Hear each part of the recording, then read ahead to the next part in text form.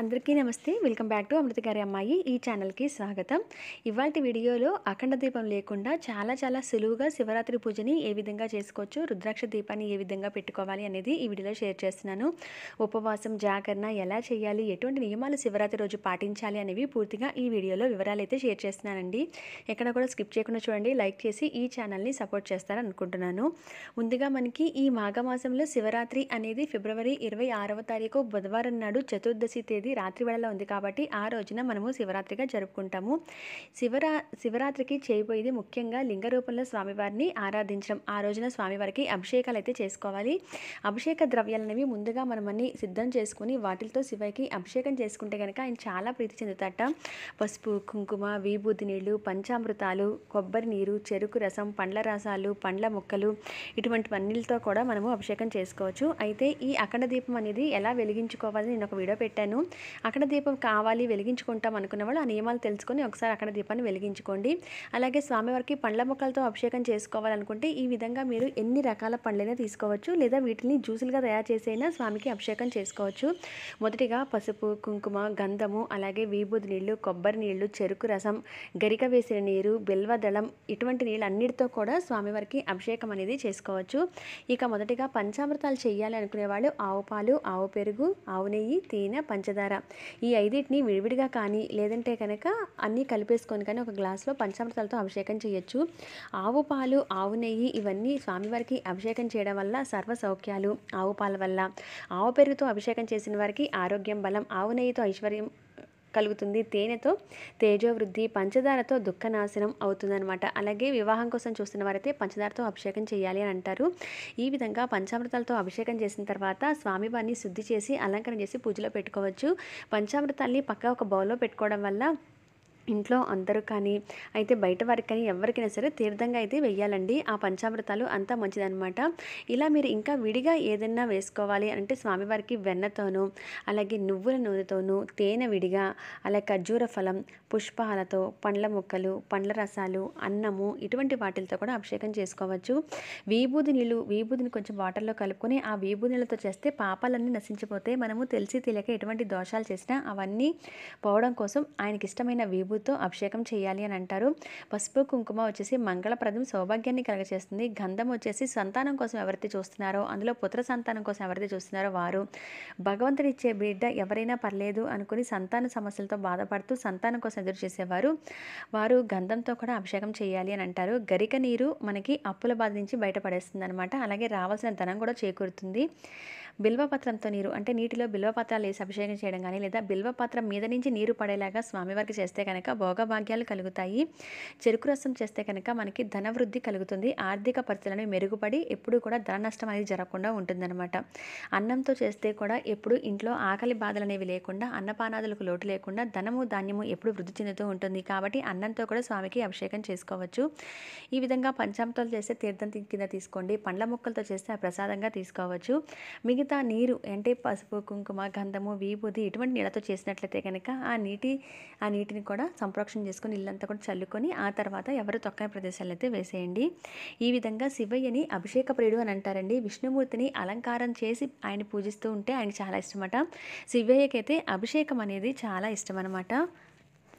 ఇలా లింగానికి అభిషేకం చేసుకోవడం అనేది శివలింగం ఉన్న ప్రతి ఒక్కరు చేసుకోవచ్చు. శివలింగం లేకపోతే రుద్రాక్షను పెట్టుకోవచ్చు. లేదంటే కనుక పసుపు శివలింగం, మట్టి శివలింగం పెట్టుకుంటే కనుక అన్నంతో చేసిన శివలింగం కానీ పెట్టుకుంటే మీరు ఈ ద్రవ్యాలన్నింటినీ అంటే ఈ అభిషేకం వస్తువులన్నింటినీ కూడా తమలపాకుతో చల్లుకోవడం మాత్రమే అవుతుంది. ఇలా పూర్తిగా అభిషేకానికి అయితే అవదండి. అందుకని చిన్న శివలింగం తప్పనిసరిగా ఇంట్లో తెచ్చిపెట్టుకోండి. ఇలా మీకు దగ్గరున్న వస్తువులతో మీరు ఏవైతే సిద్ధం చేసుకోగలరో అభిషేకానికి వాటితో మాత్రమే స్వామికి అభిషేకం అనేది భక్తి శ్రద్ధలతో చేసుకోండి. మనకి ఆ మంత్రాలు అనేవి, అభిషేక మంత్రాలు అనేవి చదవటం రాదు అనుకున్నప్పుడు మనము ఓం నమ శివాయ అనుకుంటూ స్వామివారి నామాన్ని తలుస్తూ కూడా ఇక కంటిన్యూషన్గా అభిషేకం అనేది చేసుకోవచ్చు. అయితే ఈ శివలింగానికి అభిషేకం అనేది శివరాత్రికి ఉదయము, ప్రదోషకాల సమయంలోనూ, లింగోద్భవ సమయంలోనూ ఇలా ఎప్పుడు శివ పూజ చేస్తున్నా అభిషేకాలు చేస్తే చాలా మంచిది. మనకి ఉదయమే బ్రహ్మముహూర్తంలో చేసుకోవాలి. ఒకవేళ అలా కుదరని వాళ్ళు ఉదయం 10-11 లోపలే పూజను చేసుకోవచ్చు. మళ్ళీ సాయంత్రం ప్రదోషకాల సమయం నుంచి లింగోద్భవ సమయం వరకు కూడా స్వామివారికి పూజలు అనేవి చేసుకుంటూ ఉంటారు. ఈ లింగోద్భవ సమయం ఏంటి అని అంటే 26వ తారీఖు రాత్రి 11:49 నుంచి మొదలై రాత్రి 12:37 వరకు మనకి లింగోద్భవ సమయంగా చెప్తారు. ఆ లింగ రూపంలో ఆవిర్భవించే సమయానికి నిశ్చితకాల సమయం పూజ అంటారు. ఈ సమయంలో పూజ చేసేవారు లింగానికి ఈ విధంగా ఆ శివలింగం మొత్తానికి కూడా అభిషేకాలు చేసుకోండి. లేదా ఉదయం వేళల్లో సాయంత్రం వేళలో అంటే అర్ధరాత్రి పూజకు ఉండలేము అనుకున్న వాళ్ళు ఉదయం వేళల్లోనూ సాయంత్రం వేళల్లో కూడా ఇలా అభిషేకాలు నిర్వహించి స్వామివారికి రుద్రాక్ష దీపాన్ని వెలిగించుకోవచ్చు. స్వామివారి చిత్రపటం ఇలా పీఠాన్ని కానీ ఏర్పాటు చేసుకున్నా లేదా నిత్య పూజ చేసుకునే చోటైనా ఇలా ఏర్పాటు చేసుకుని సిద్ధం చేసుకొని ఒక పిండి ప్రమిదం చేసి స్వామివారి నామంగా అలంకరణ చేసి ఆ పిండి దీపం రూపంలో కూడా స్వామివారిని ఆరాధించవచ్చు. రుద్రాక్షలు ఇంట్లో ఉంటే కనుక ఆ రుద్రాక్షలు ఆ దీపం దగ్గర పెట్టి పూజ అనేది చేసుకోండి. అఖండ దీపం వెలిగించుకోవాలి అనుకున్న వాళ్ళు నేను నిన్న వీడియో అయితే పెట్టానండి. అలా నియమాలు తెలుసుకొని ఆ నియమాలు పాటించగలము అనుకుంటే అఖండ దీపాన్ని వెలిగించి ఈ దీపం పెట్టే ముందే అఖండ దీపాన్ని వెలిగించాక పూజను మొదలు పెట్టుకోవాలి. తొలిగా గణపతి పూజ చేసిన తర్వాత అప్పుడు ఈ అఖండ దీపము లేదా ఈ రుద్రాక్ష దీపము అలాగే కొబ్బరి దీపము ఇటువంటివన్నీ కూడా వెలిగించుకోవచ్చు. బిల్వపత్రాలు దొరికిన జిల్లేడు పూలు దొరికిన స్వామివారికి అర్చనకు ఉపయోగించండి. లింగాష్టకం, బిల్వాష్టకం, శివుని అష్టోత్తరం, పార్వతీదేవి అష్టోత్తరం ఇలా చదువుకుంటూ స్వామివారి నామాన్ని స్మరిస్తూ అంతా కూడా ఈరోజు శివమయంగానే శివరూపంగానే ఉండాలండి. ఈ విధంగా పూజనైతే చేసుకోవాల్సి ఉంటుంది. ఈ శివరాత్రి పూజ అనేది సాయంత్రం ప్రదోషకాల సమయంలో చేసిన చాలా ఫలితం ఉంటుంది. ఉపవాసం జాగరణ ఎలా చేయాలి అంటే ఉదయం నుంచి కూడా ఉపవాసం ఉండి రాత్రి వేళల్లో అంటే సాయంత్రం వేళల్లో పూజ చేసుకుంటారు, ఉదయం పూజ చేసుకుంటారు, రాత్రి వేళకి భోజనం చేసేస్తారు ఉపవాసాన్ని విరమించి. కొంతమంది లేదా పలహారం లాంటివి తీసుకుంటారు, ఇదొక పద్ధతి. లేదా పూర్తిగా ఉపవాసం ఉండలేము అనుకున్న వాళ్ళు పాలు పండ్లు తీసుకుంటూ గోధుమ రవ్వ ఉప్మా ఇటువంటివి తింటూ పాక్షికంగా ఉపవాసం ఉంటూ పూజ చేసుకుంటూ ఉంటారు. అయితే ఉపవాసం కంపల్సరీ అయితేనే పూజను చేసుకొని ఏమైతే ఏమీ లేదండి. ఆరోగ్యం బాగుంది అనుకున్న వాళ్ళు మాత్రమే ఉపవాసం అనేది ఉండండి. అయితే జాగరణ చేసేవారు ఎక్కువగా అఖండ దీపాన్ని పెట్టుకుంటూ ఉంటారు. ఎందుకంటే వాళ్ళు బాధ్యతగా మేల్కొని ఉంటారు కనుక ఇక అఖండ దీపం కొండెక్కకుండా చూసుకోగలరు కాబట్టి అటువంటి వాళ్ళు ఎక్కువగా వీళ్ళు అఖండ దీపాన్ని వెలిగించుకుంటారు. కొంతమంది ఉపవాసం అనేది కటిక ఉపవాసం లాగా ఉదయం నుంచి రాత్రి లింగోద్భవ సమయం అర్ధరాత్రి సమయం ఏదైతే ఉందో అక్కడ వరకు కూడా ఉపవాసం ఉండి జాగరణ చేసి స్వామివారికి పూజాధికాలు నిర్వహించుకొని ఆ తర్వాత వాళ్ళ ఉపవాసాన్ని విరమించడం జరుగుతుంది. కొంతమంది ఉదయం నుంచి సాయంత్రం వరకు ఉంటారు, ఉపవాసం ఉంటారు, రాత్రి వేళలో భోజనం కానీ ఫలహారం కానీ తీసుకుంటారు. ఇక ఆ తర్వాత రాత్రికి లింగోద్భవ సమయంలో పూజ చేస్తున్నా మళ్ళీ ఉపవాసం ఉండాల్సిన అవసరం ఏమీ లేదండి. ఒకవేళ మీరు రాత్రి భోజనం చేసేసినా రాత్రికి పూజ చేసుకోవాలంటే అర్ధరాత్రి చేసుకోవచ్చు కూడా. ఎందుకంటే శివునికి వాళ్ళు భక్తి శ్రద్ధల ఎంతలా పూజ చేసుకోవాలనుకుంటున్నారో అదే ముఖ్యమన్నమాట. ఆ విధంగా స్వామివారికి పూజను చేసుకోవడం అనేది చాలా మంచిది. రుద్రాక్ష ఉంటే కనుక స్వామివారికి అలంకరణ చేయండి. ఇక శివలింగం ఉన్నవాళ్ళైతే కనుక తప్పనిసరిగా స్వామివారికి అభిషేకాలు అయితే నిర్వహించుకోండి. ఈ రోజున బిల్వపత్రాలు, ఎర్రటి పూలు, పసుపు పచ్చని పూలు, స్వామివారికి జిల్లేడు పూలు ఇటువంటివి దొరికితే కనుక స్వామివారి పూజలో వాడండి.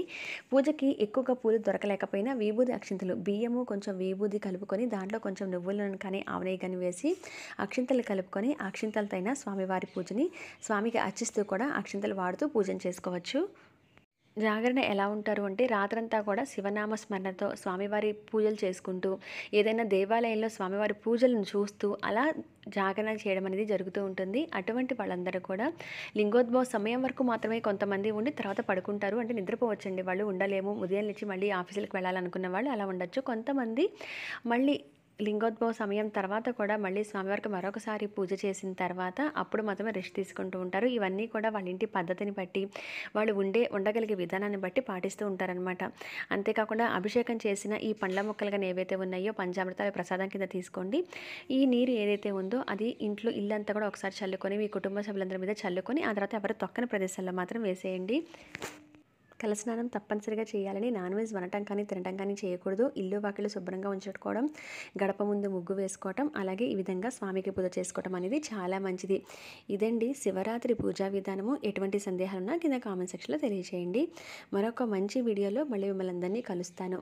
అలాగే ఛానల్ని సబ్స్క్రైబ్ చేస్తారనుకుంటున్నాను. Thanks for watching. అందరికీ నమస్తే.